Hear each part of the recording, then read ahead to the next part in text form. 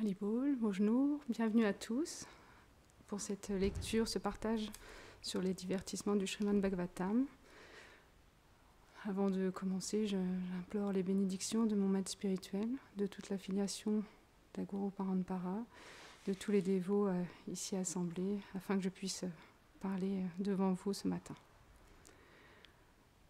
Om Namo Bhagavate Vasudevaya.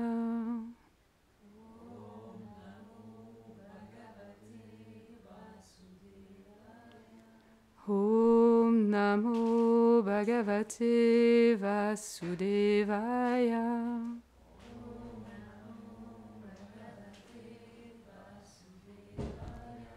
Om Namo Bhagavate Vasudevaya.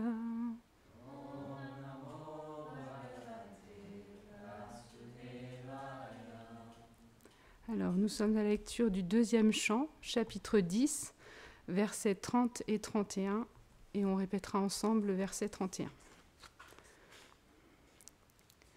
Nidyaya soratma mayam hridayam nirabidyata tato manas chandrahiti sankalpa kama evacha. Traduction. Désirant contempler sa propre énergie et les objets que la forme universelle crée, le lieu appelé le cœur apparut. Ensuite, l'organe du sens appelé le mental, le demi-dieu Chandra et les objets du sens, de la détermination et du désir apparurent. Verset 31. Dvakcharma mamsharida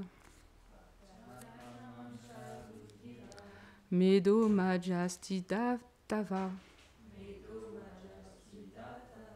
Bhumi aptejo maya sapta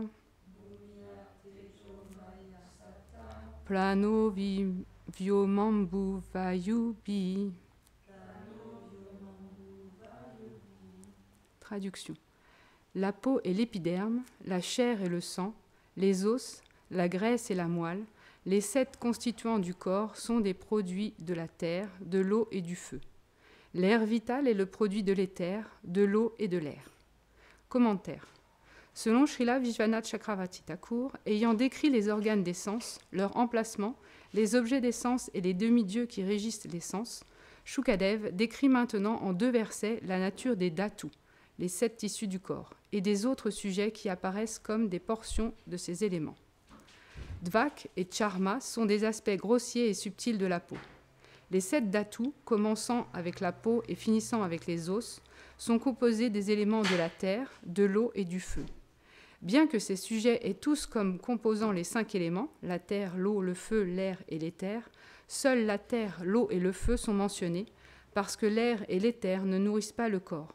Le prana composé des airs est nourri par l'éther et l'eau.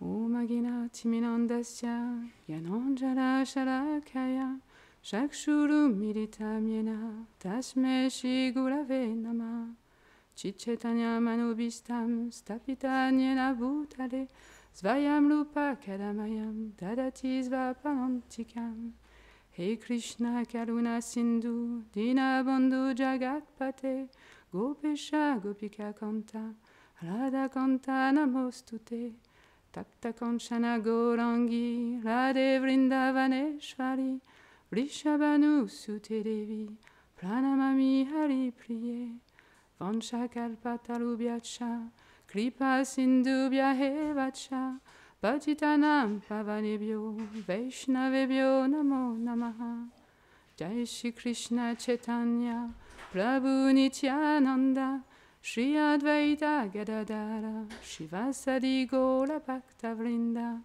Hare Krishna Krishna Krishna Hare Hare Hare Rama Rama Rama Hare Hare Vrindayena Yaye Kesavya Satcha Krishna Bhakti Pratidevi Satyavate Namo Namaha Nama Om Vishnu Padaya Krishna Prestaya Bhutale Srimate Bhaktivedanta Swami Niti Namine Namaste Sarasvate Deve Gauravani Prachaline, Nirvishesha Sunyavali, Pasyatya Deshatarine. Donc dans la lecture du Srimad Bhagavatam, des versets d'aujourd'hui, il y a un mot qui m'est apparu, qui était très intéressant, c'est la détermination. Et justement, aujourd'hui, je voudrais vous partager un divertissement du Seigneur Chaitanya Mahaprabhu, un Gora Lila, avec l'histoire du roi Prataparudra. Le roi Prataparudra est vraiment le Vaishnav qui représente la détermination lors des divertissements de Chaitanya Mahaprabhu. Et j'avais envie de partager justement ce divertissement aujourd'hui avec vous pour pouvoir nous inspirer et montrer que la détermination, en fait, elle arrive à séduire le Seigneur et quand on est déterminé, on arrive à obtenir le bien le plus précieux. Alors, le roi Prataparudra était le roi d'Orissa, donc de Puri, et il a rencontré Chaitanya Mahaprabhu justement quand Chaitanya est venu à Jagannath Puri dans ses divertissements.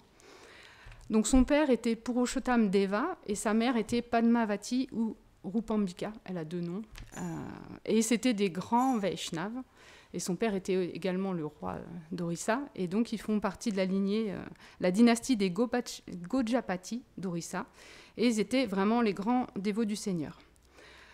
En fait, il est expliqué dans les différentes écritures, par exemple le Gora Gandesh Dipika, verset 118, il est dit que Indradumna, qui adorait auparavant Lord Jagannath, est né sous le nom de Prataparudra, avec les mêmes opulences qu'Indra lui-même. En fait, il est expliqué dans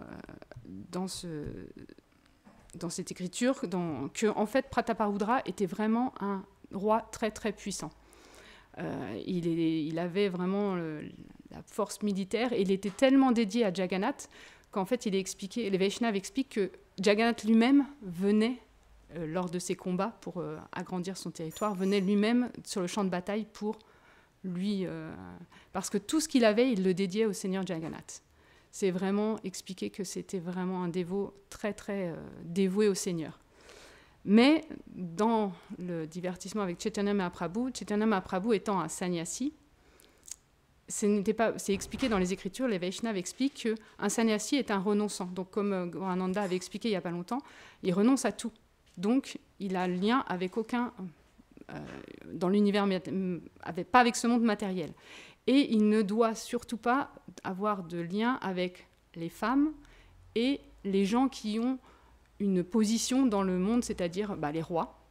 Parce qu'un roi, il a forcément des biens matériels, et donc c'est à l'encontre de la position du sannyasi. Et les femmes, parce qu'un sannyasi est un prabhu, et donc la femme, du temps de Chaitanya Mahaprabhu, les femmes, elles donnaient leurs hommages de très loin. À aucun moment, une femme ne venait présenter ses hommages au Chaitanya Mahaprabhu, parce qu'il est venu montrer l'exemple. Il voulait montrer l'exemple, par son exemple, comment doit se comporter un sannyas et comment doivent se comporter les gens vis-à-vis d'un sannyas. Mais c'est quand même un associé du Seigneur Mahaprabhu. Et en fait, on le rattache à la branche Gadadhar Pandit Goswami.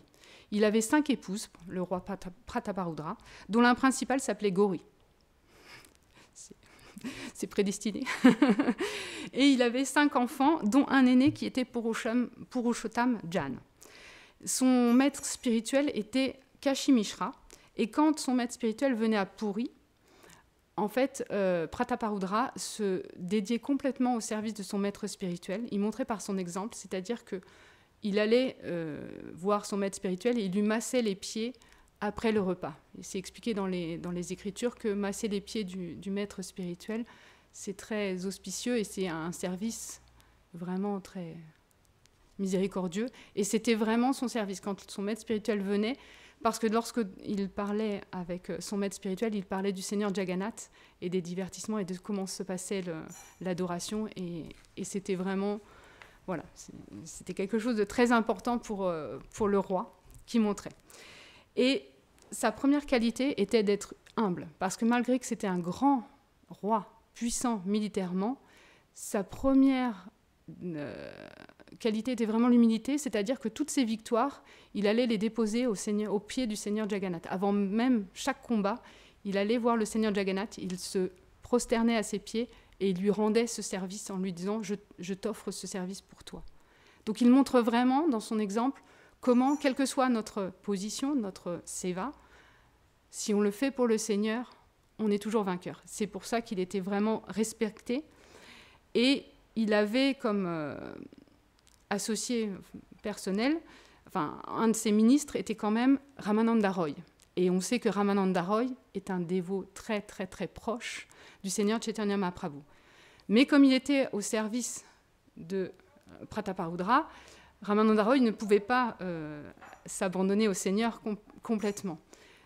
Et par sa miséricorde, le roi Prataparudra a compris le désir intense de Ramananda Roy de s'abandonner et de suivre le Seigneur Chaitanya. Et du coup, il l'a laissé partir. Il a dit « Va, suis le Seigneur ». Et il lui a donné de quoi satisfaire tous les besoins. Donc, il n'avait rien à s'occuper. Il s'est abandonné au Seigneur. Et ça a été un élément, vous allez voir dans l'histoire, Ramananda Roy a été quelqu'un qui a favoriser la rencontre entre Chaitanya Mahaprabhu et le roi Prataparudra. Parce qu'en fait, il a vraiment cultivé le désir et exprimé son désir de vouloir rencontrer le Seigneur Chaitanya parce qu'il le cultivait dans son cœur et il voulait le rencontrer. Et il était aussi ami avec Sarvabhauma Bhattacharya, qui était un grand érudit, et il échangeait énormément avec lui sur tous les divertissements, sur les écritures et sur le Seigneur. Et en fait, au début, Sarvabhauma Bhattacharya a été le premier intermédiaire auprès du Seigneur Chaitanya Mahaprabhu, où il a vraiment été expliqué les qualités du roi, comment il voulait vraiment le servir, comment il servait le Seigneur Jagannath. Et en fait, le Seigneur Chaitanya, il a dit « Non, je ne peux pas, parce que... » Il comprenait les qualités, mais il dit, mais le seul mot qui nous sépare, c'est le mot roi. Parce qu'il est un roi et que je suis un sannyasi, je ne peux pas. Et je ne veux pas. Parce que si je le fais, je montrerai un mauvais exemple et on va dénigrer ce que je vais enseigner. Donc il l'a expliqué. Et le roi Prataparudra était dévasté. Parce que tous les Vaishnavas autour du Seigneur Chaitanya voyaient les qualités du roi, voyaient son investissement. Et c'était vraiment quelque chose de très dur pour eux de voir que le Seigneur ne voulait pas voir son dévot. Il y a même le roi, à un moment, je vais vous raconter l'histoire. La première fois qu'il rencontre Chaitanya Mahaprabhu, c'était à Puri, forcément, quand il est venu. Et en fait, le Seigneur Chaitanya s'est mis à danser, à chanter devant le Seigneur Jagannath. Et il était vraiment en extase, mais il y avait... force de sauter et tout ça, il y a de la poussière qui est venue sur lui, et puis il avait de la salive.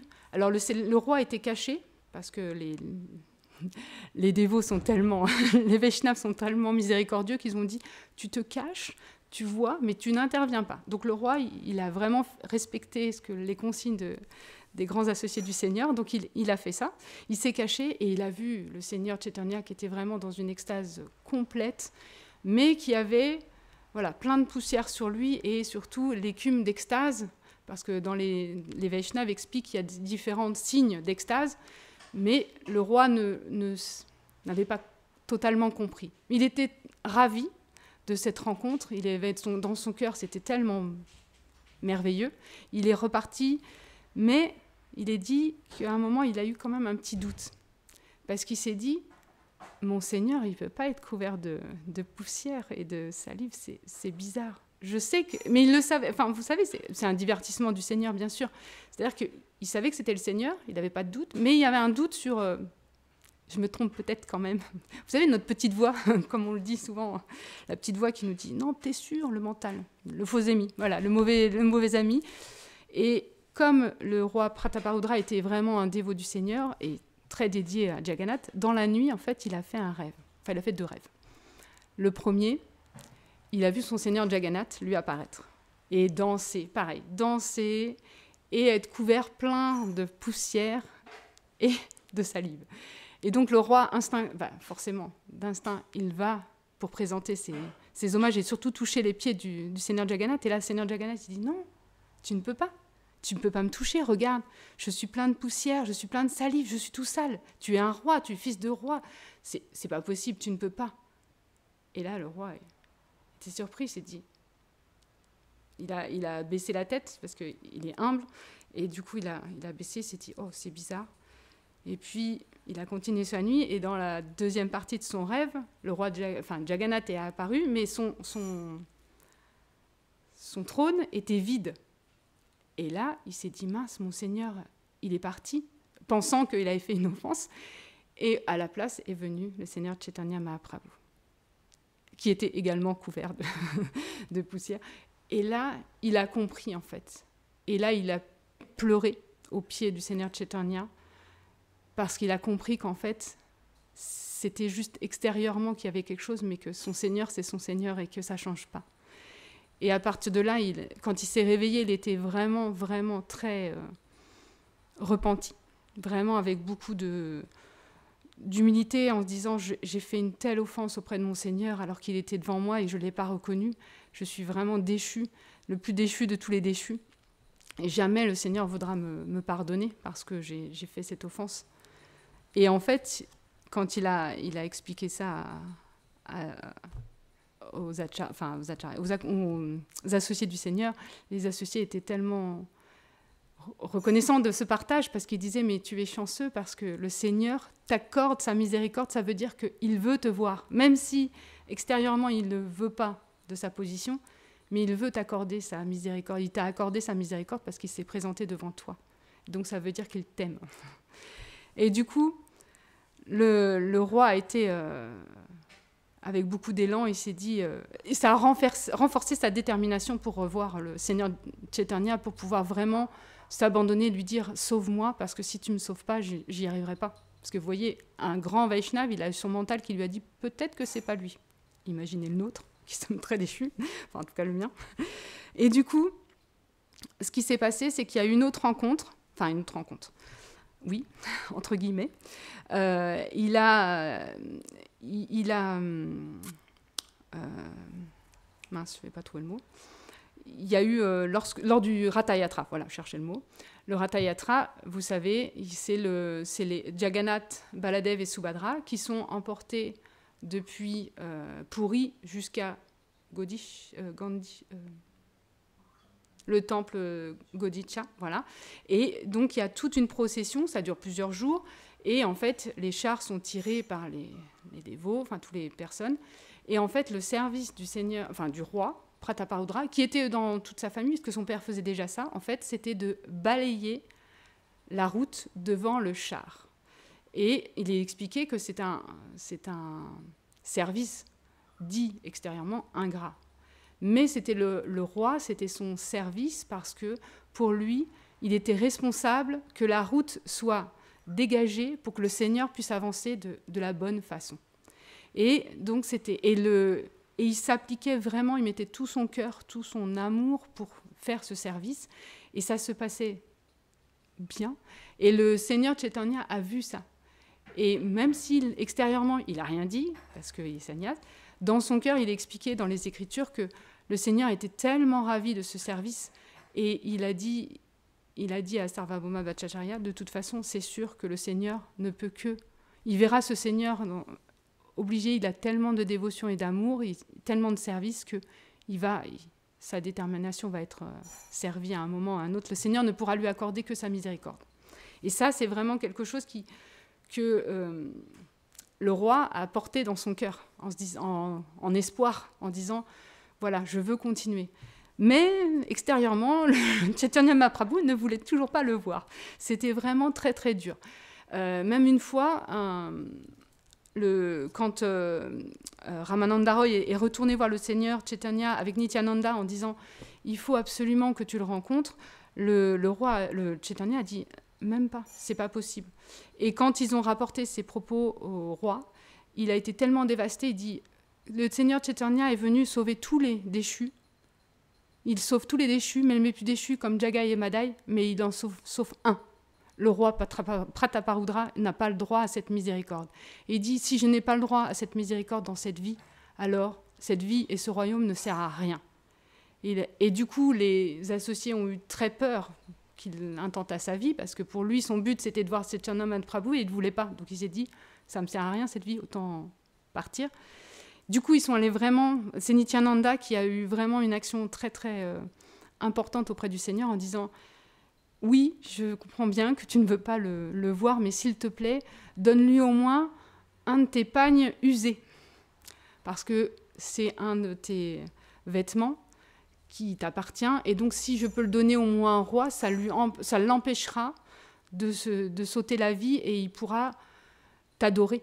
Et il pourra avoir la rencontre parce que c'est ce que tu as porté. » Et là, le Seigneur a accepté quand même. Il a accepté.